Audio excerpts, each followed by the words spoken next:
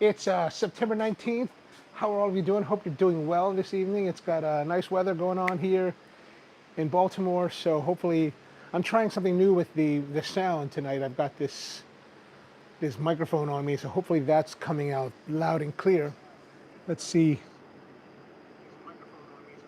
Oh yeah, that sounds better. All right, so I'm just watching the monitor here now. Tonight we're going to be talking about finishing cutting boards. I know a lot of people like to do cutting boards, and they're really popular. Cutting board, charcuterie boards are all kind of in the same vein. And this is one that I did last November or December, November, I think November, December. And it's made mainly of walnut, spalted maple, walnut and spalted maple. That's it. There's a little bit of the lighter sapwood of the walnut here. And I actually made this as, this is the front side. I actually made this as part of a class that I was taking at my local woodcraft.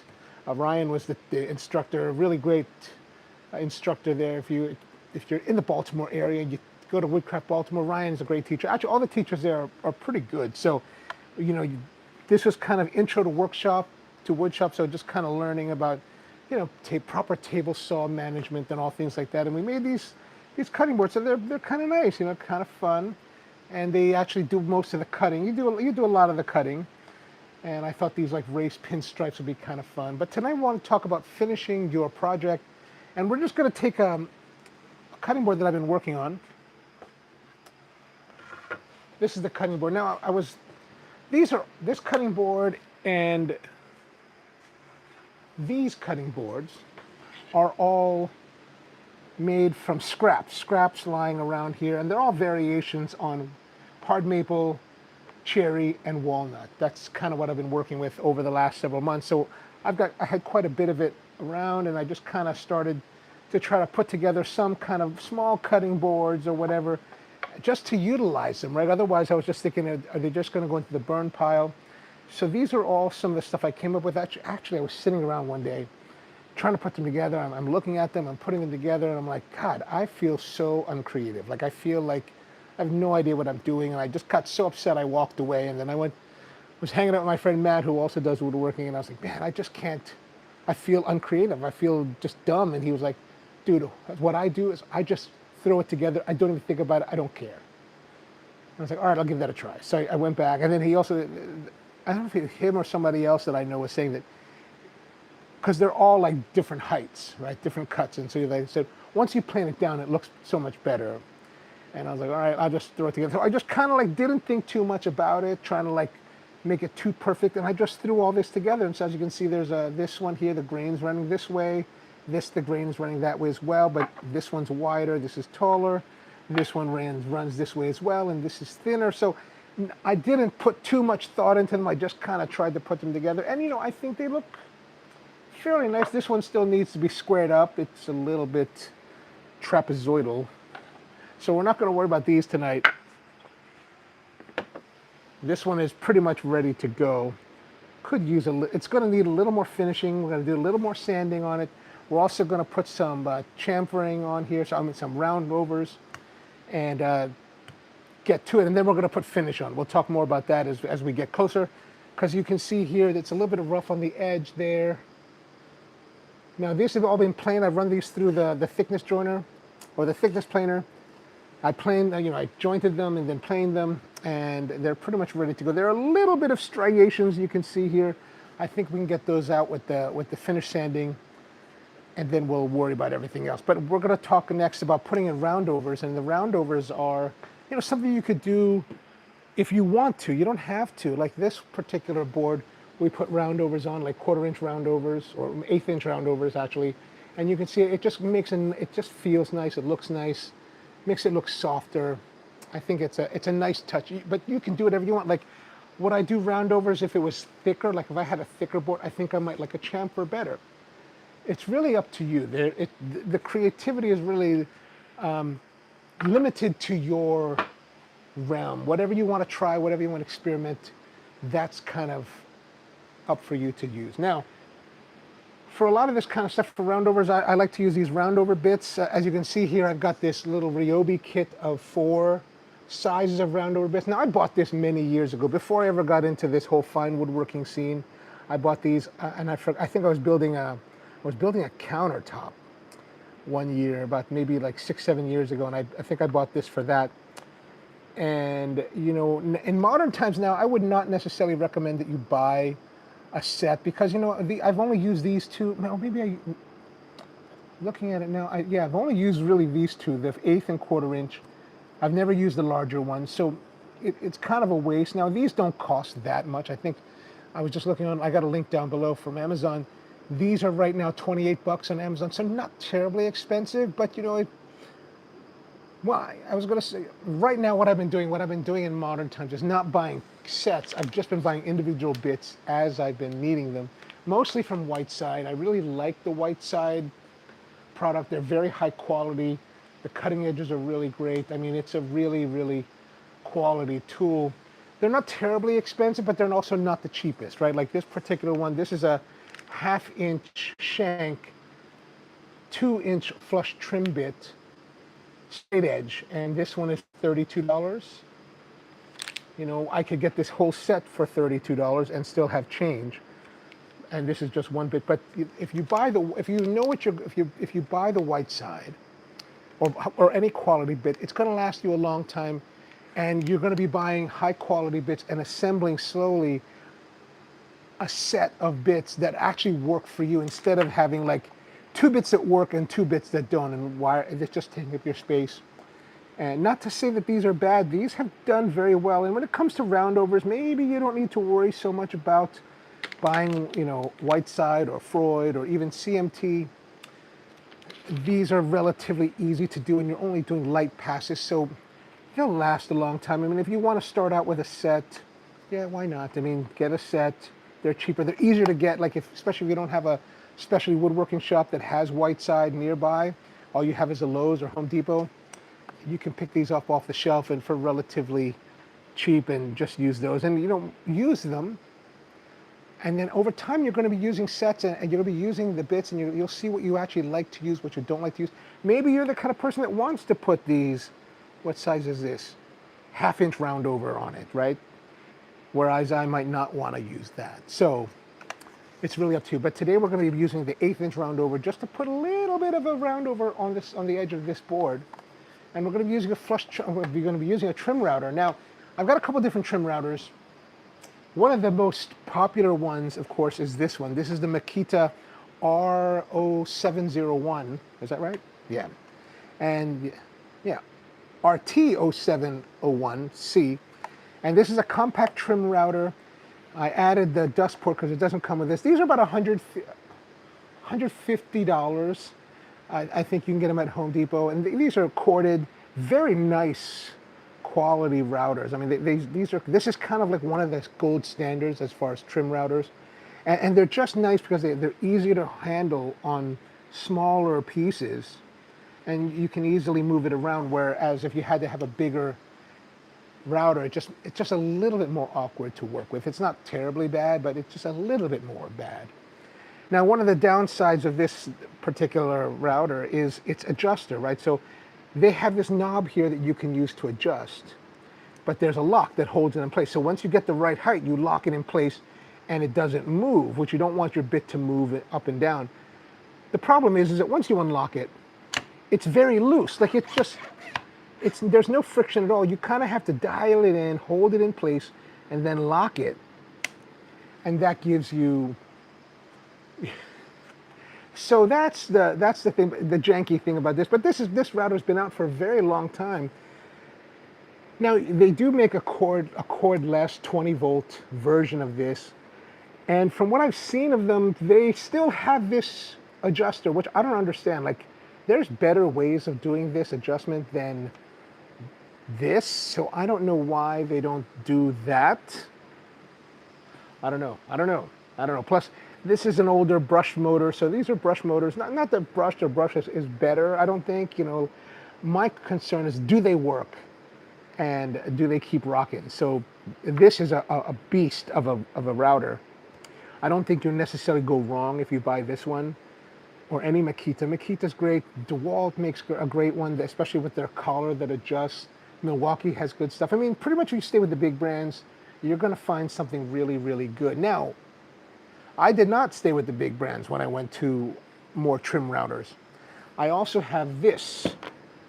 I have the Hercules flush trim router that is very much similar in design to the Makita. Like if you look at the corded version of this trim router, you'll see it's almost like a clone of the Makita, even down to the adjuster here, which also blows. Now, this particular one that's cordless is 20 volt, brushless. It's a brushless motor. And in many respects, that's a little bit better, right? Brushless motors are better. They're more efficient with battery usage, and they're supposed to last a lot longer. Now, they haven't been out as long, so we're still on the fence as to how long it's going to last. But so far, I've used this. I bought this because they had a deal on them at Harbor Freight, and I was like, well, that looks like the Makita. It feels very nice. I'm just going to give it a try because, how bad could it be? It's not terribly expensive. I got it on discount, and I was like, okay, good. And what I do is I actually have multiples of these now, just two, and I keep different bits on them. So like this one is a 45-degree chamfer bit, and it just lives there. And whenever I need a chamfer, I just come out and hit it and then put it away. And so I'm going to keep the roundover on the other one that I have. Now, these particular routers are $70 right now. Just tool only, no battery. Batteries, if you get the 2-pack of 5 amp hour batteries with a charger, you can get a kit typically for like $99. So for $170, you can get a starter kit and be set up. And that's what this looks like. This is the 5 amp hour battery. It's fairly large. Like actually, I don't really like it on the router. Like it just kind of adds a lot of bulk and weight to it, so I don't really like that. So recently, they had a sale at Harbor Freight, and I ended up buying the 2 amp hour, and for I got a discount coupon, and I got it for like $35, and that's much nicer. That's a much nicer setup for this, and it's a great little router. It has all these features like soft start, lighting. If there's a light. It spins down fairly quickly. I mean, it's really, really a nice trim router. And then when it comes to, I complained about the adjuster on the Makita. This one's a lot better, right? You've got this big tab here. You unlock it, and as you can see, I'm unlocked it, and it doesn't move. Then I can use this to fine adjust it, or I can hold this clip and use coarse adjustment. So I can use coarse adjustment to there, and then use this for fine adjustment. And now I pulled my bit out of alignment. All right, there we go. That'll be all right. But don't just leave it always set up. You want to check your bit height as you go. Now, like I said, I did get a second one. This is my other one. I got this not too long ago. Harbor Freight has these tables in some of their stores where they have like some kind of returns or whatever discounted tools. And one day I walked in and they had this on discount on that table. And I said to the guy, I was like, well, how much are we talking here? And it was like $35, right? If these are $70 routers, $35, half off. And if every day, and plus it was whatever the price it was. I think it was like $45 or $50. And then there was a discount applied on that day, like 30% off of that. And then the next day, Sunday, would have been 35%. So I calculated out to be like, okay, so $35, it ended up being $35 today. And if I waited till the next day, it would have been $30. But I was like, you know what? $35 is a hell of a deal on this router, especially since I know I have one, I've been using it. And I could wait and risk somebody else buying it.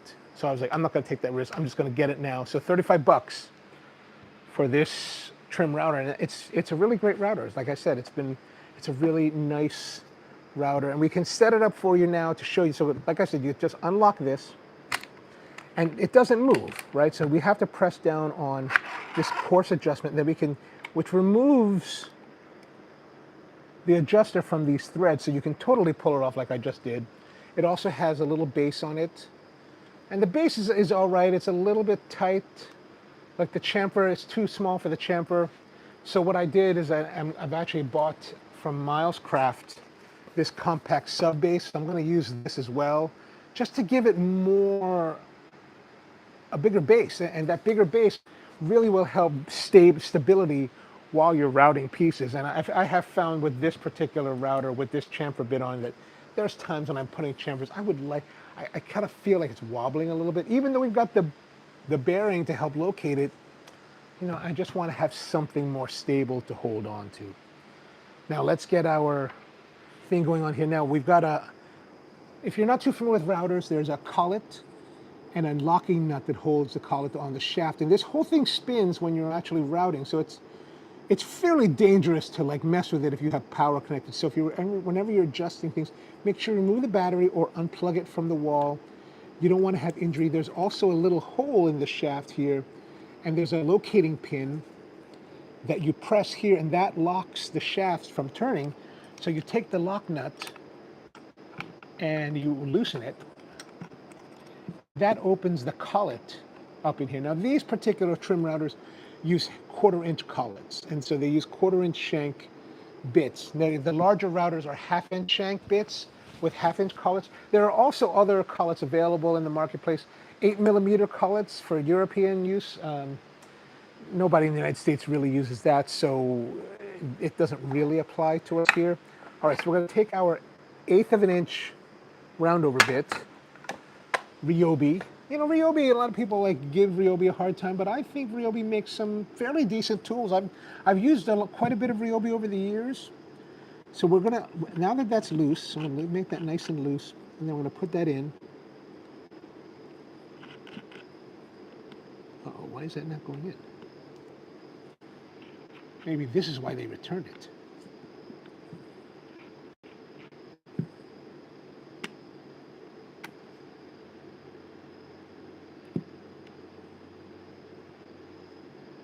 Is there something in there?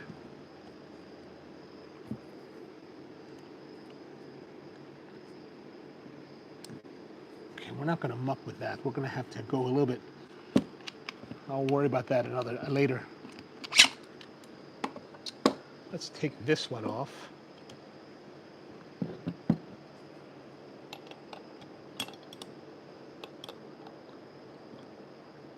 Oh, as you can see here, I don't have the bit all the way touching the collet. You don't want to set it all the way down. It could get locked in there and it becomes impossible to remove. You want to have it so that it is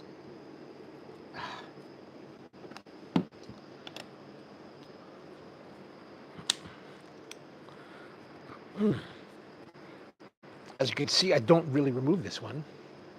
Maybe it's the other way. Yeah, it's this way. There we go. Just gotta give it a little bit of extra.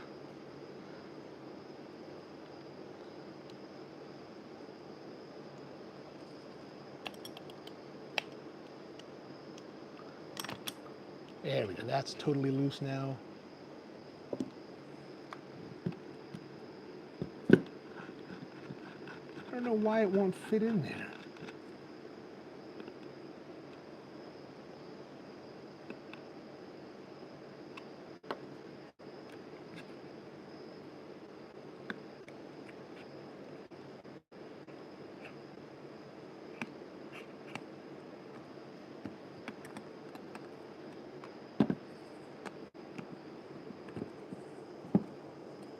I just said don't put it all the way down, right?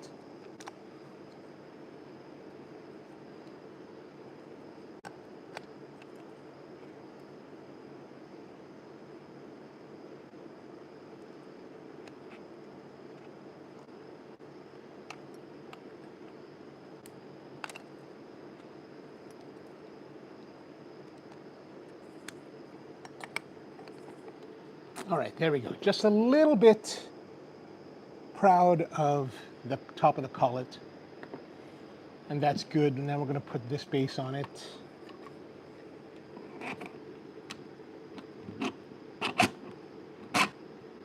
And then we're going to locate and see how high we really want it to be. That's a little bit proud, so we're going to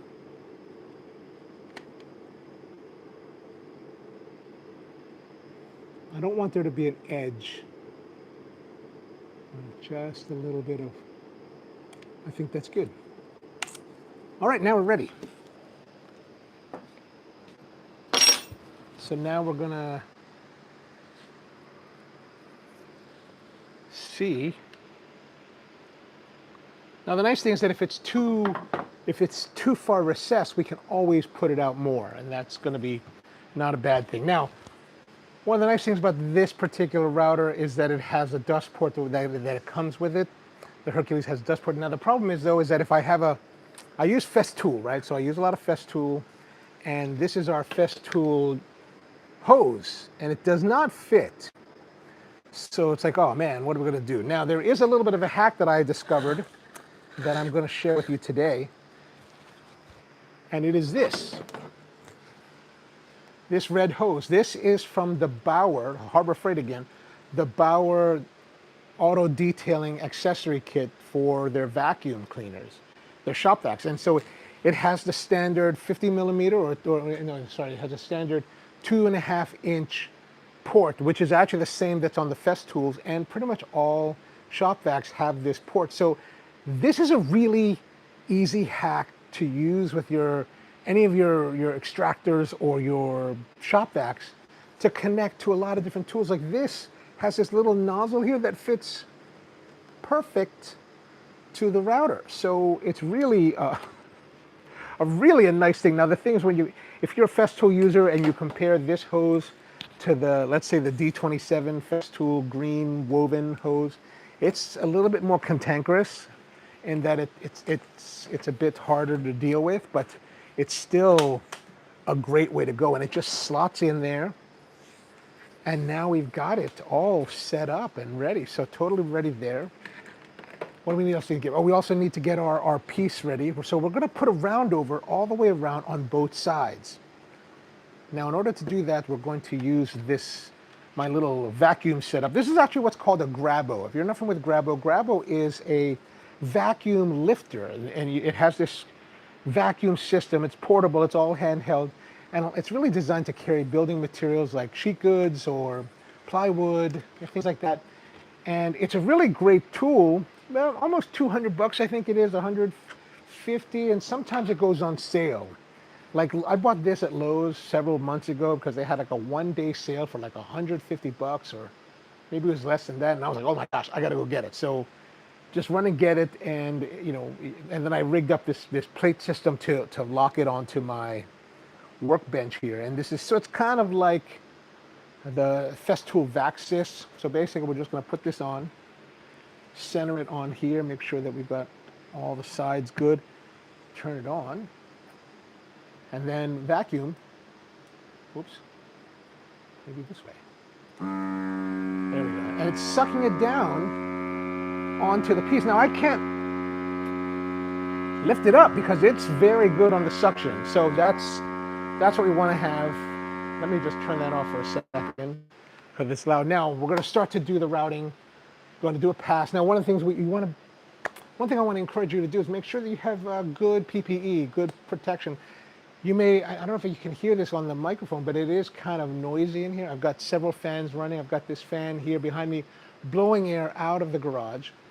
Outside of the camera angle here, I've got a near field air dust collector that I've rigged up with a big 20-inch fan and MERV 13 filters, big old 4-inch thick filters.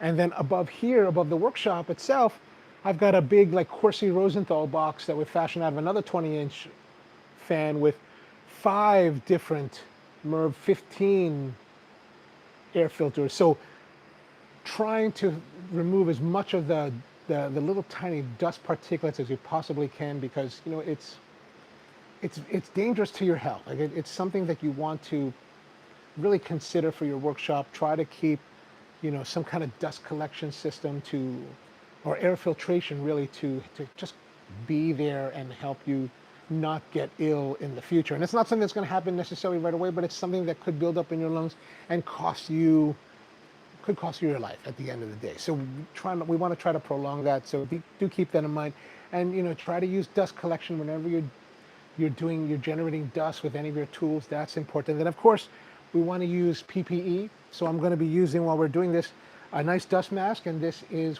which one is this? This is the GVS, or is that right? GVS?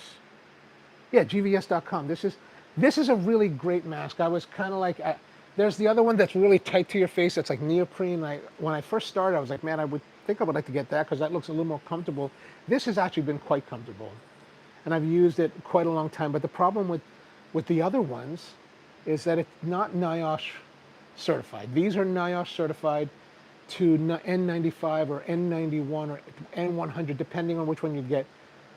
And that's what you want. You want it to remove those small particulates. It may not be as slick, it may not be as cool looking, but man, it's going to pay off in the end. And then of course we want to have good eye protection at all times. You want to make sure that your eyes are protected because man, if you lose your eyesight and you can't see, how horrible will that be? So we're going to put that on. And then also we're going to have hearing protection because you know it's a loud machine. So you want to have hearing protection. I'm using, these are the IsoTunes Link Aware headphones. I like the headphones better than the inserts, the earbuds, just because I feel more comfortable with these. Plus I like the fact that they're more isolating around the head, around the ears. Now these are pretty good. I don't know if I think they're great, but they're good. And where I think they fall, well, okay, so it falters in two levels for me, right? What these will do is that these will pair to your Bluetooth phone and listen. You can listen to music on Bluetooth, but it also has this aware system, which is basically like it filters. If people talk to you, it kind of like filters the noise and lets you hear the people talking, and that's important. You want to hear people calling you in case there's some kind of issue that may be happening and people need your attention. I think that's an important thing and a great thing about this. On a personal note, where I think it falters is I just want it to be louder. Like the volume of the music, I would like it to be louder because there's all this noise competing around it. Even though it's isolating, it still is loud, or it's still, you know, there's still noise, and I would like it to be louder. But they say that they don't they keep it regulated to a certain dB because they're trying to protect your hearing. And there's a part of me that's like, well, I just want to rock and roll, right? But the other side of it, I wish that it was a little bit more isolating as far as noise. Everything is fine. I don't have any issues with it, but when I go to the planer, the thickness planer, which I have the DeWalt 735X that has the 3 straight knives. I don't have the helical head on it, but the 3 straight knives, man, that thing is loud. Like it is so loud. If I'm planing for a while, like I don't enjoy wearing these and planing, only because it just doesn't have enough muffling ability. So what I'll do is I'll get like the little like foam earplugs, I'll put those in and then put these on, and that works the trick. But that's the only part that I think is a little bit of a downfall. All right, so let's get in here. We're going to put the mask on, and we're going to put our glasses, our eyes. And what we're going to do is we're going to go around the perimeter of our board.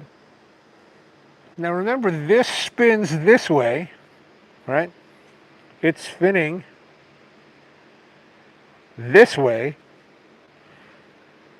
So we're going to go right to left. No, that's not right. We're going to go left to right. It's the opposite. When it's upside down and you're on a router table, you're going to go from right to left. Here we're going to go left to right with the router. So that's something to consider. You want to work against the grain and not with the grain, because with the grain they call climb cutting, and it can shoot away from you and get away. You don't want that to happen.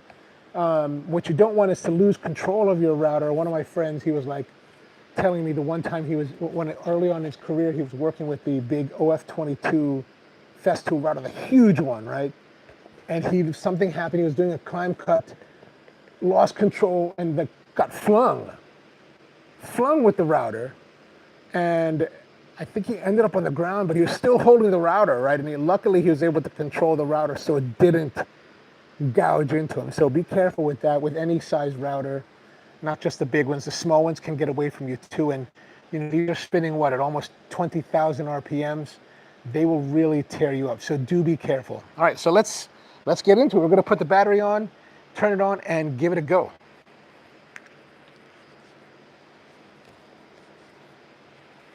Make sure everything's settled. Okay, there we go there. We need our hose.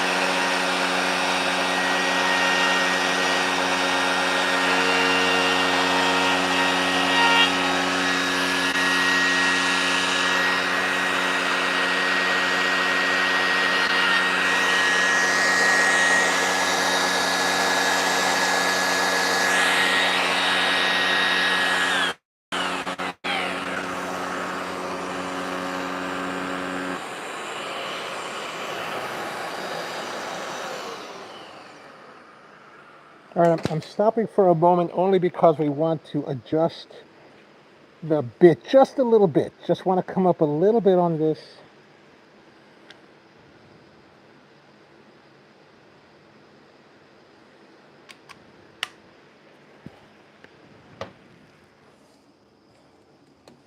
All right, now we're going to give it a go.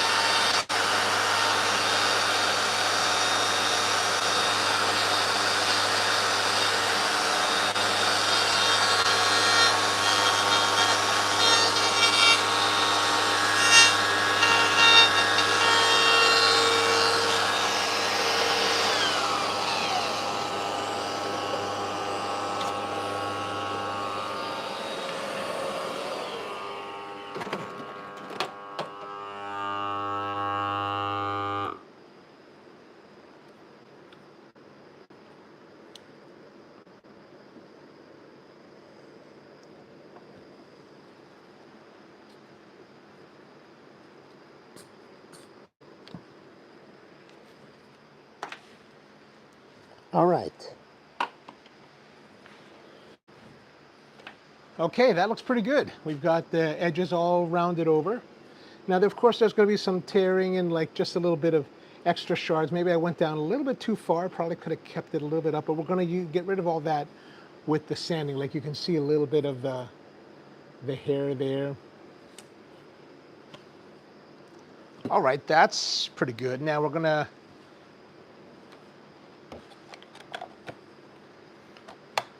now it's time for sanding. So let me move this out of the way.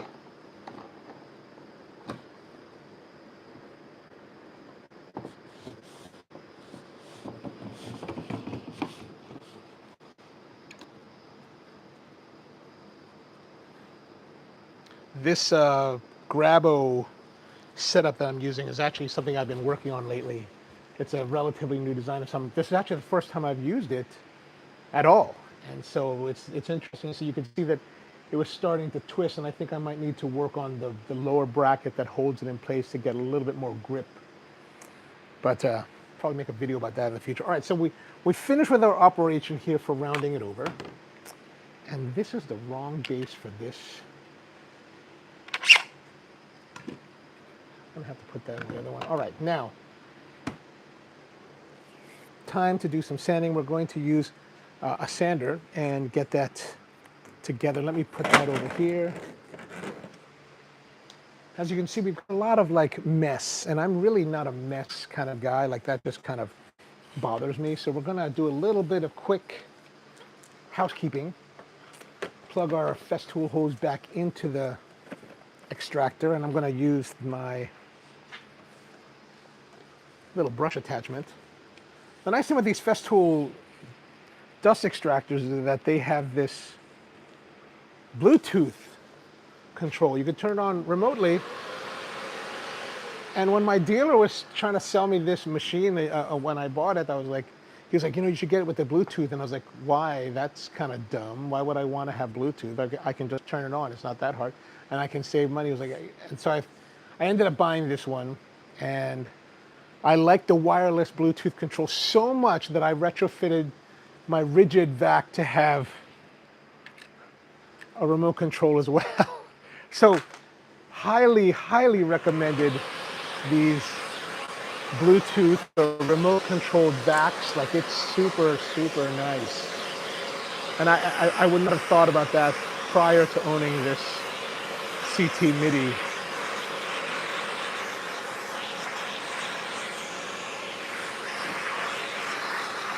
Now the nice thing about planing this before is that it's got a lot of, it's already very nicely surfaced. So it's just slightly rough, and we don't have to go down in the grits very far. So we're gonna get our random orbit sander.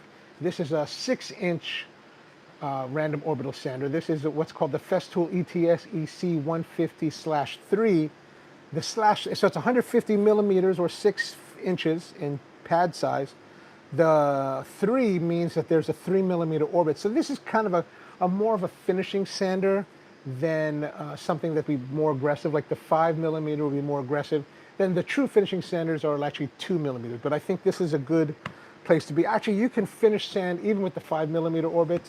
I've done it. And actually, if you remember last week's video, we're doing sanding. We're using the Rotex, or actually we did use Rotex. We used the Bosch GET 75 6N, which is basically the Rotex from Festool. They're pretty much equivalent.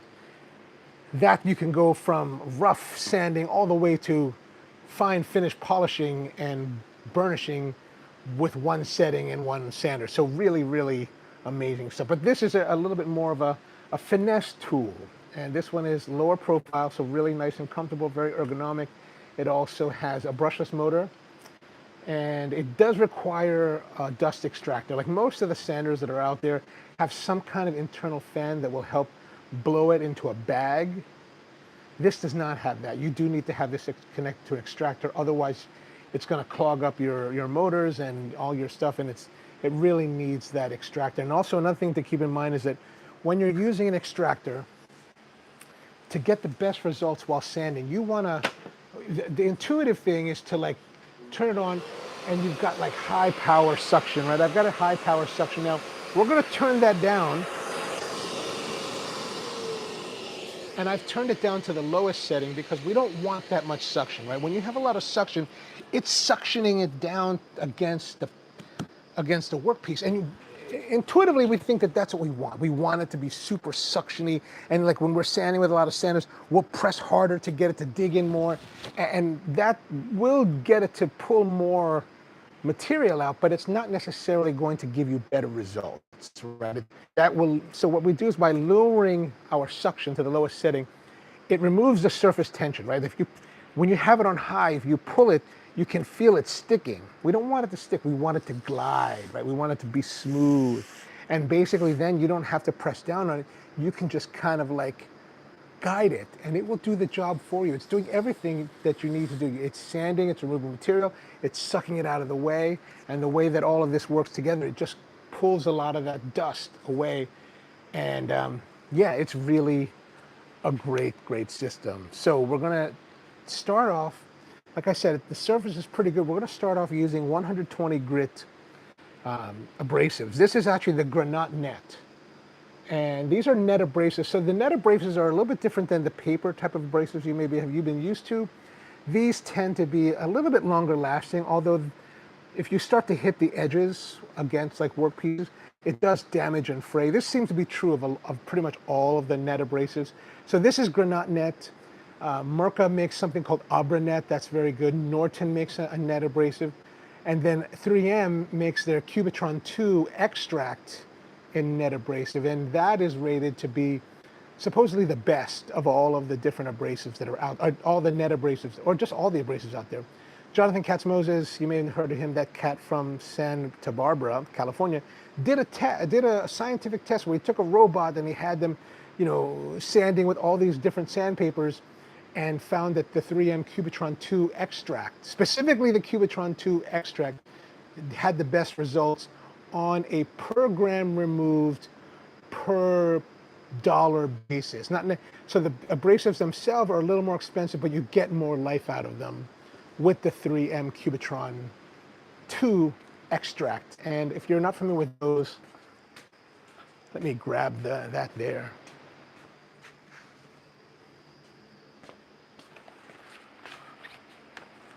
The packaging looks kind of like this: 3M Cubitron extract, 3M Cubitron 2 extract. That's important to note. Like I said, there's also Norton makes good sandpapers. Who else? Oh, Mirka, Abranet from Mirka is also a nice quality paper. These, of course, when it comes to Mirka Festool, they're not necessarily the cheapest tools on the market. Now, one of the things you want to keep in mind is that if you decide to go with a net abrasive, and I mean any of these net abrasives, whether it's Norton, Mirka, Festool, or 3M, you want to get something called the protection pad. And this is the Festool protection pad for the 150 millimeter, and that's what I actually already have on here. Now you can see on this one, this is you can see the pricing here. This has 2 pads for 16 bucks. Now this is before, I bought this way before the price increase due to the tariffs that the government imposed on all imports. So it's a little bit more, it's maybe like $19, $20 now, but it's for 2, so it's not terrible. And they seem to last pretty well. Now, if you don't use these protection pads, you could be in for a world of hurt. And I was actually in that situation when I first started using Festool. I was using my friend Matt, he has the 5 millimeter version of this, and I was using that on a project, just straight Granat Net onto, no, I was using Mirka Net. I was using Mirka Net on here, and eventually it just started flying off of the, it was like, oh gosh, what's going on there? And that was because the net abrasives actually generate more heat while sanding that actually melts the hook and loop. So by putting these interface pads on, or these protection pads, sorry, it gives you that layer so that if you wear this area out, it costs you $8 to replace it or $9 to replace it, whereas these pads are 50 bucks and up. If you buy the Festool ones, I replaced this one last year and it was like $55. And if you replace the ones on the Rotex, they're $67. Now, you can buy third-party from Amazon, and one of my Festool ETS 125s has a replacement pad on it, and it's working very well. Like you can't really tell the difference. All right, so we're going to put this on here. We got the protection pad on, And then now we're just going to put the net abrasive. The nice thing about the net abrasive is that because it's all mesh, you don't necessarily have to worry about the holes. And that's why the Cubitron Extract is really great, or any of these net abrasives is great across all brands, because you don't have to worry about the hole pattern. So we're just going to place this, center this on here. This is 120 grit, like I said. Put that on there. And then now we're going to put this here, add our dust collection. And then for this, we need our hose. And of course, we need some PPE. So this time I'm going to use a dust mask because, you know, I need to like be a little bit more careful with that. And we're going to use some eye protection just in case. We don't want anything getting in the eyes. That would not be a good thing. One of the things I want you to keep in mind is that, as hopefully you can hear me pretty well, even though with the mask, is that when we start, we want to have it level. So you just kind of level it out, and we want to have the pad on the workpiece. You don't want to come down to it. You want to start with it on there, and then when we finish, we're going to come off of it. So let me just reorient it this way. And we're just going to go across. Just take off all of this edging and make it kind of smoother. All right, here we go.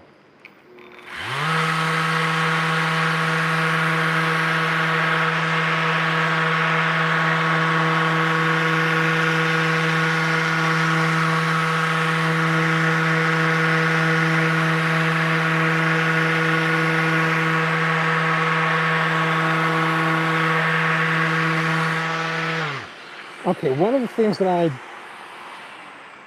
even though we're using this mat, it's still wandering, so I need to get some clamps to hold it down. Let me just get some clamping elements here. I think one will be enough to hold it down. Okay, so we got a clamping element.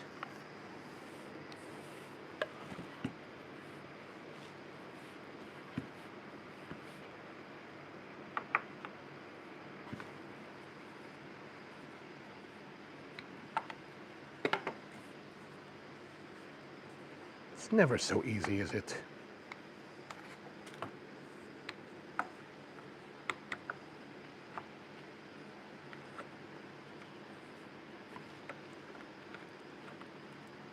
What in the world is going on with this thing? Ugh. This is one of the disappointing tools. This is like one of the more difficult things with Festool's product. This clamp is like not exactly friendly at the start. All right, let's get back to it. We're going to do a couple more passes over this to make it a little bit nicer.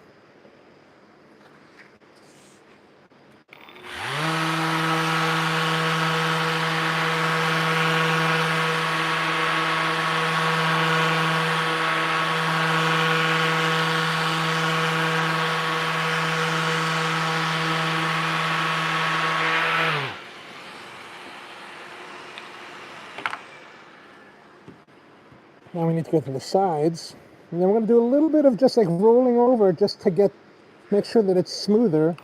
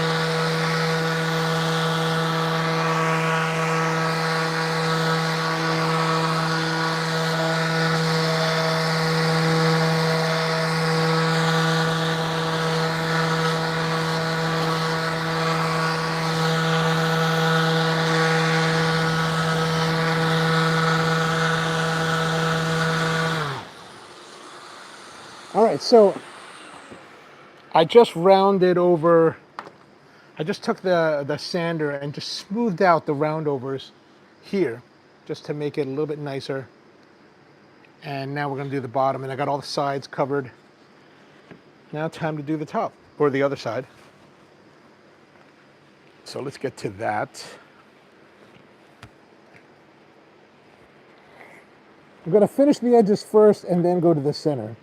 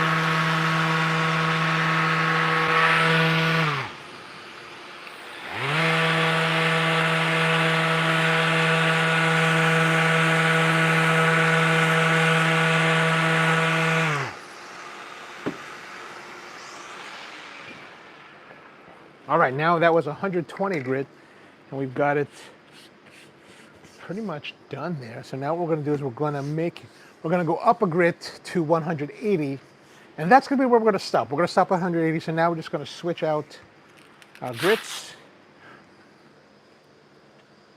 180 granite net.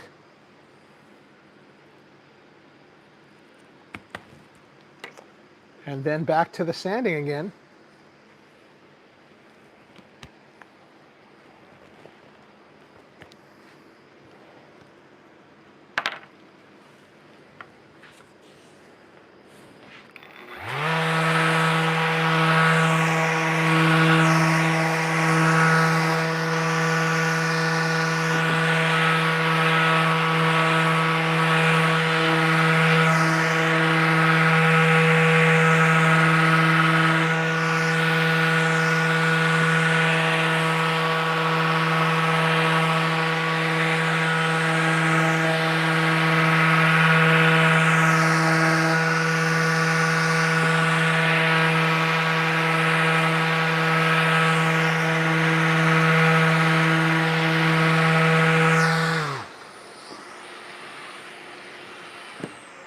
Okay, we got all the sides. Now we want to make sure that we get the surface.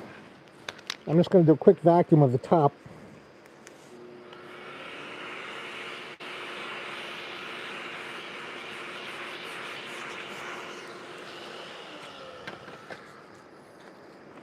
And then back to it. Going to the top surface now.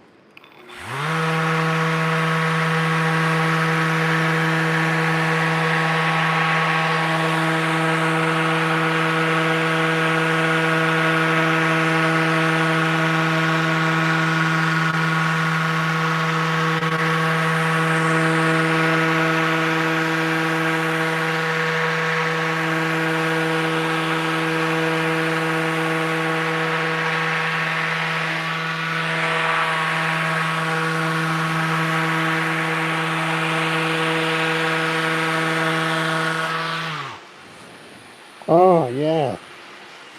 That's nice. Now, before we come down on that, let me just...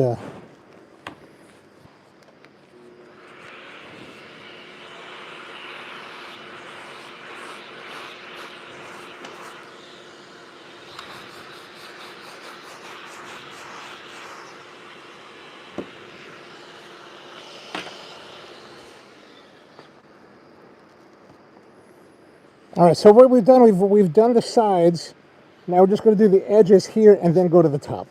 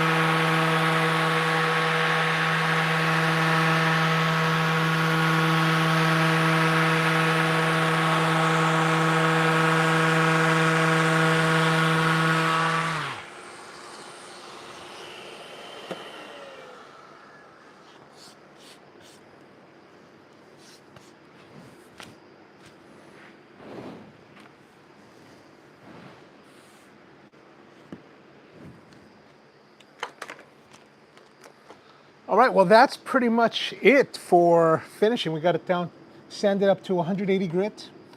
And we, like I said, if you're just joining us now, this is going to be a little cutting board. This is a walnut, cherry, and hard maple top that just kind of made it up, and just kind of, just for fun, and just out of scraps that I had left from projects. And you can use this with your scraps too, and it's an easy project if you want to give to friends or to family, or even sell them. You totally can. Like, you could probably sell this, I don't know, 80 bucks, 100 bucks, something like that. Now the time has come to finish, and the finishing is something that I think that is really interesting and important, or not so important maybe.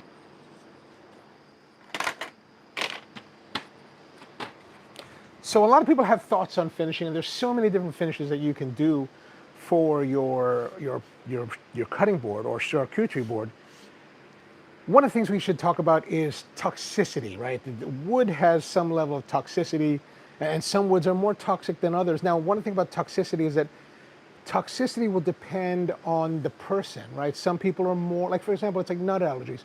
Some people are not allergic to nuts at all. Some people are allergic to nuts very, very severely, to the point that their life is in threatened. Others have different and maybe milder reactions to different nuts, and some will have nut allergy reactions to some nuts, but not to all. And that's going to be true with wood, and you're going to want to keep that in mind. But toxicity is something that's going to happen when you're surfacing your material. So like right now, because we've removed a layer of the wood, the surface area is a little bit more toxic than it will be after it oxidizes for a little while. So that's something you might consider. Now, there is something called the Wood Database, and I do have a link for it down below that you can see. They've got an article on toxicity and things like that. One of the other things about toxicity, like some people find different woods to be really bad for them. For example, if you had something like this, cocobolo, and you're sanding cocobolo without PPE, they say you're going to know it. You're going to know it. There's something about cocobolo that is very much an irritant, and all of these are irritants, right? What you want to do is you want to part of the reason you want to protect yourself, because we're taking any of these, and this is cherry, walnut, and maple, or cocobolo, and in this state, it's relatively benign. It's pretty darn stable. But once you start to sand it and surface it, we're generating dust, and that dust particulate, even the larger ones that you see, those can become more of an irritant. They get them on your. If I take this cocobolo and I put it on my arm here and I leave it there, chances are nothing's going to happen. But it feels a little bit itchy now. But if I was to mill it and took that dust, and that dust collects on there, then it's going to be more of an irritant to your skin, and especially if it's on your hands and you wipe your eyes, well, now you're ingesting it into your body. So you want to be careful with all of this. Like right now, I definitely will need to wash my hands before touching myself. So you be careful with that. That's something to consider. And if you're interested about toxicity or concerned about toxicity, read that article. And then another thing that, moving on from that, my question is whether or not you should finish this board. Like, this board is fairly attractive looking now. And if I wet it down, it's going to get that nice sheen. And this board was reconditioned just a week or two ago, maybe 2 weeks ago, and it looks nice. It looks nice. It's a little bit darker, a little bit deeper. But do you need to do it? And why am I asking that? Because there's a woman by the name of Dr. Seri Robinson, and she's I think she's called the Wood Doctor or the Tree Doctor, something like that. She's out of Oregon, and she was featured in a podcast, the Fine Woodworking Shop Talk Live podcast, almost a year ago. And I thought it was so fascinating what she was saying. She was talking about wood and whether or not you should be finishing the wood that you're using for cutting boards. And here's part of the reason why, is that wood is naturally hygroscopic, right? So it's gonna want to soak in things. So if you have food and you're cutting it on here, you have food and you're putting it on here, and let's say there's contaminants, bacteria or something that are on the surface of your food, and you put it on here, it's gonna it could be transferred to the surface of your board. When the board is naked, when the wood is raw, the hygroscopic nature of the wood will actually suck in those bacteria into the interior of your board, the wood fibers. And we tend to think that, oh, we don't want anything, we don't want bacteria getting into the wood, it's going to rot. But actually, it turns out that the wood, the interior of the wood, the environment there is anaerobic, which means that there's no oxygen. So bacteria and pathogens that get sucked into the wood die because they have no way of sustaining, right? I mean, you can have anaerobic pathogens like botulism, but if you have botulism on your food, whether you put it on your board or not, you've got other problems to worry about. And botulism is anaerobic type of bacteria. But for the most part, anything that's on your fruits or on your meats will get sucked in and they will die. And so it's a natural occurrence of the wood. And by sealing it with any kind of finish, inhibits that possibility. So this is something that you'll want to think about for yourself. Like, do you want to finish the board with some kind of finish? Or do you want to leave it natural? Now, you leave it naturally, and if you're trying to sell these boards, for something you could do is you could offer it natural to your customers, and if they want to have it finished, you can finish it. And maybe you can even finish it for a little bit extra fee, like $10 more, right? It's natural boards, and you explain, well, this is why it's actually, it helps to kill bacteria that would otherwise be festering on the surface of your sealed board, right? If the bacteria has nowhere to go, it just kind of sits there, and then this is why when in food service we talk so much about cross-contamination and dedicating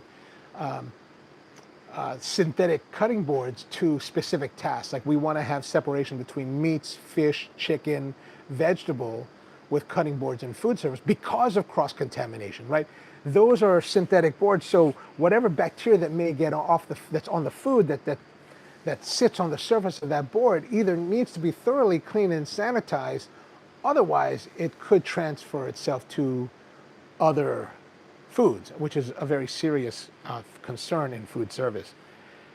But when you're talking about wood absorbs it and kills it. And that's why you see a lot of these old school, like Chinese butcher shops or old European butcher shops with these huge butcher blocks, and they have the end grain, right? So the end grain is going to suck it in a lot better, but they're just hacking away on it decades later, and it doesn't look like it's contaminated or like growth is happening because the wood is killing everything.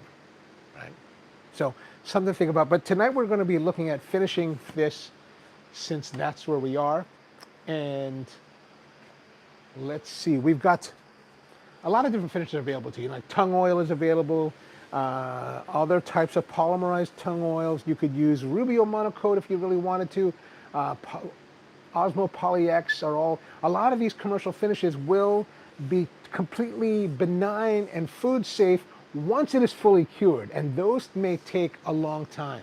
If you're using pure tongue oil, it's going to take you at least a week per coat for it to just become like benign. Otherwise, it's just kind of like sitting there becoming the awesomeness that it is. So what we want is something that's going to be a little bit faster. So you could use wax to coat it. You could use, I guess wax is the big thing. Anything that goes fast, you can use it. But one of the fastest things that you can use, that actually you can start to use the board and eat off of it almost immediately, is something called mineral oil. And mineral oil is actually a petroleum byproduct. It's a derivative of gasoline. So some of you who are against petroleum products may be, oh, I shouldn't use that. And that's certainly something to consider. You may not want to use a petroleum byproduct. And there's different grades of mineral oils. There's grade 1, which is kind of carcinogenic, and then the best one, that the food grade one, is what they call class 3 mineral oil, which is much more purified, much cleaner, and it's considered non-carcinogenic, which is part of the reason that it's food safe.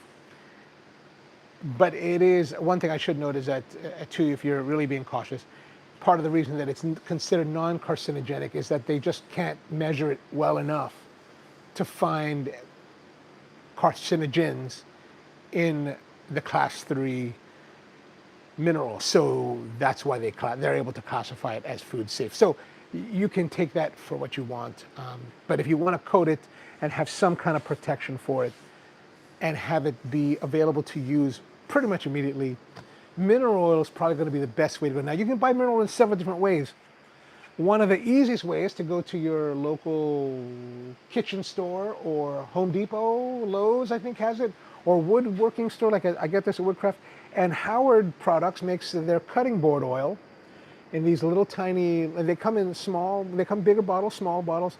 This is a 2-ounce bottle that costs $3.50. So this would be good enough for, like, I use this whole bottle on that board and I've coated it twice. So a little bit does really go a long way. You don't really need a lot. $3.50, and it's been almost a year of coating that. And so, I mean, it's not, that board doesn't get heavily used on a regular basis, but you know, it's not terribly expensive if you have to buy it that way. But if you're going to be using a lot of it and you want to make more boards or use it in a way, then it might be to your benefit to go and seek more larger sizes of mineral oil. And that's what I did today. I went out to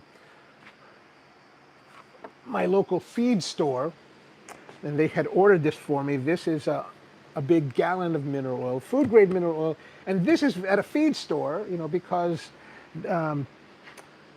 equine people that have horses will use this mineral oil, feed it to their horses.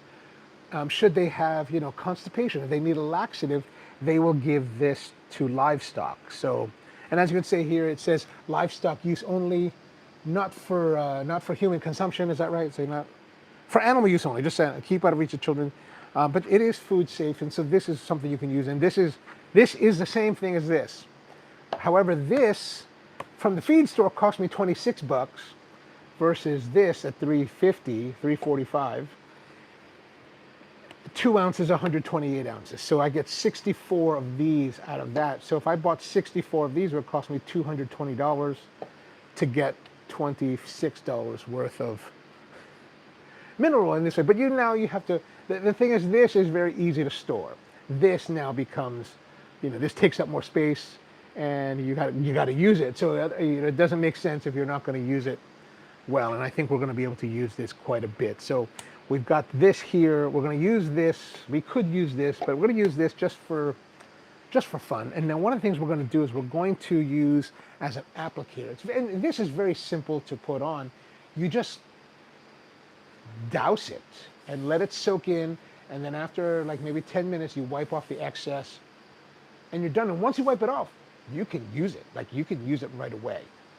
So that's one of the beauties of the mineral oil. Now what I'm going to do, I'm going to apply it using WoodShop towels. These are the regular WoodShop towels. I'm just going to tear off a piece. We don't really even need a lot of shop towel, just a little bit. I really found the shop towel thing as an applicator for finishes to be quite convenient and handy and very nice. I mean, I don't know how else to term it. What we're also going to want to do is, now it is mineral oil, so it's an oil, so and it's food safe, so it could get on your hands. I just don't want to have so much cleanup, so I'm going to get some gloves and we're going to put those on. I like to use nitrile gloves that I usually buy at the restaurant store. They tend to be cheaper than most tool stores, although the ones I'm going to be wearing tonight are Hardy brand from Harbor Freight that I bought on sale for like $5 a box, which is really a good deal. I'm always looking for the good deals and the cheapest prices as possible. Now, of course, when you're dealing with a big gallon jug of mineral oil, you have to deal with it. So I'm going to grab one of my scratch-alls, Narex scratch-all. Oh, Narex. It's like my most fancy tool. And we're going to open up the... Now, if you want to control, like if you buy mineral oil in most stores, like you could buy mineral oil in a little bit larger containers, or not, I mean, it's a little bit larger than this container at like the drugstore, I think. And they're going to have this sealed top. So if you want to, you can take that off and then you have to deal with this big spout, or you can take a poker, put a hole in it, and that's going to give you a little tiny orifice of oil goodness that we can then, and this time we can just actually, I think we just go straight onto the, yeah, look at that. We just go straight onto the piece, just a little bit, right? We don't have to put too much. And then I'm going to take this cloth and then I'm just going to move it around. I'm just moving it around, just spreading it out. We want to let it soak and get, and as you can see, the color is already changing. I mean, it's just getting richer and prettier. Look at that. That's super nice. Super, super. As we say in Hawaii now, we got the top coat in there. Just going to go around the perimeter.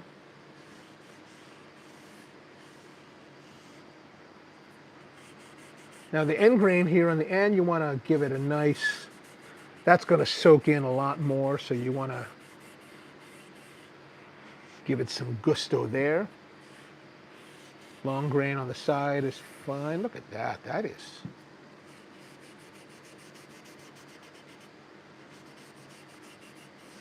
You may have to go back. We may have to go back for that. And then over back here, we're going to go back. I'm going to just pull off some of the excess so that I can spread it on the other side now. We're going to go here.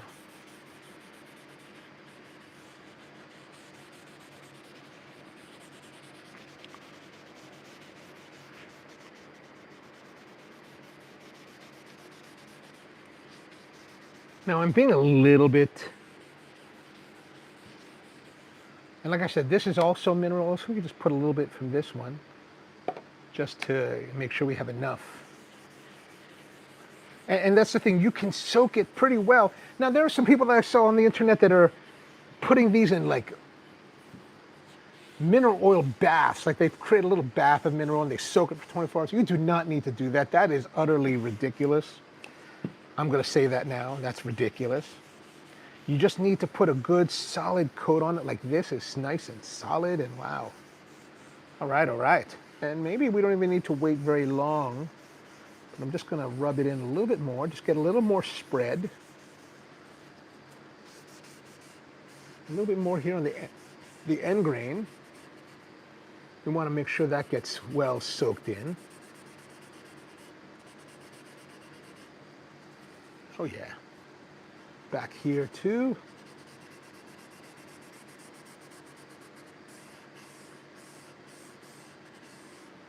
All right, I think that's pretty good. Now, we're just gonna take some cloth. I've got some t-shirt cloth here and we're just gonna wipe up the excess, and that's gonna do it pretty much for us. For this board, at least, that board's going to be pretty much ready. Wipe up the excess. Now this mineral oil will not act like tung oil. If you put too much tung oil, it will get like tacky and kind of like gross. This does not do that. This is a little bit less out of control than that. Now we've got that all wiped down. Make sure that my gloves are wiped. And that's going to be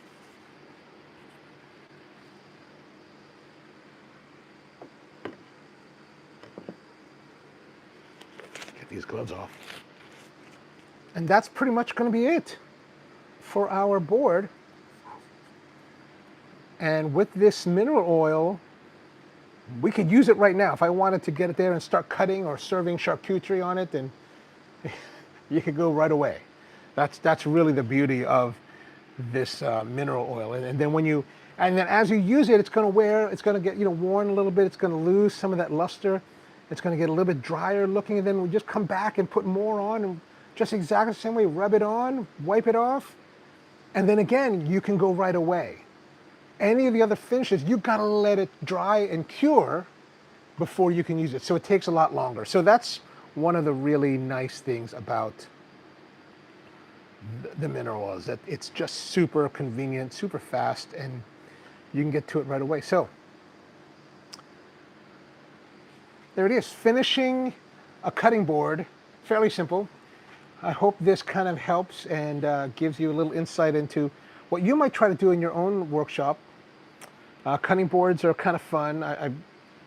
This is only really the second one that I've ever done, but I think that it's just fun. If you have extra scraps, just put them together, and you can utilize them that way. Maybe sell them or give them to friends. All right, so hopefully this helps. It's a Friday night. Get out to the club. Don't be at home too long. I'm gonna go out and do some stuff tonight, so we still got time. So thank you very much for tuning in. We'll be back again next week with some more of the WoodShop Live. If you have any ideas for future episodes, the things that you'd like to see, things you'd like to learn, let me know. I'll try to work on those things. And we've got some videos on the channel that came out of, I did release a video this week about the universal sharpening jig from Jonathan Katz-Moses. He made it and announced it like 2 weekends ago, and I was like, oh my gosh, I gotta go get it. So I got it and I tried it out, and spoiler alert, it's worth buying. It's worth buying. I think it's a really nice tool. I think it's worth getting.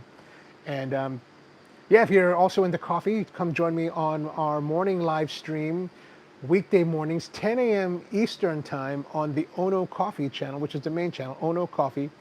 And we talk coffee there. No woodworking, just talking coffee. So thanks for tuning in. Hope to see you next time. Have a great one.